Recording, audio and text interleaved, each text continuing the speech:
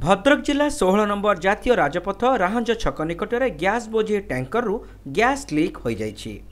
शुक्रवार संध्यारे पारादीपु बोकारो अभिमुखे जाउथिबा एक gas बोझे tanker Bhadrak राहंज छक निकटरे दुर्घटनाग्रस्त हेबा परे हठात सेथिरु गैस लीक हेबाकु लागिला।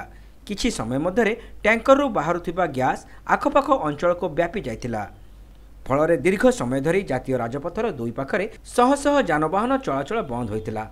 ଏହି ଘଟଣା ଘଟିବା ପରେ ଭଦ୍ରକ ଗ୍ରାମାଞ୍ଚଳ ପୋଲିସ ଅଗ୍ନିଶମ ଏବଂ ଜିଲ୍ଲାପାଳ ଉପସ୍ଥିତ ରହି ଲିକ୍ ହେଉଥିବା ଗ୍ୟାସ୍କୁ ନିୟନ୍ତ୍ରଣ କରିବାକୁ ଉଦ୍ୟମ କରିଛନ୍ତି।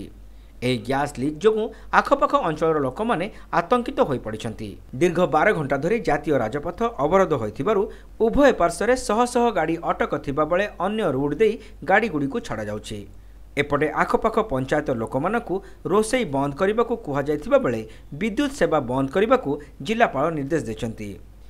दीर्घ समय धरी जिला प्रशासन एवं आईओसीएल रेस्क्यू ऑपरेशन मिलित उद्यम दिन 2टा पर गमनागमन स्वाभाविक होइथिला।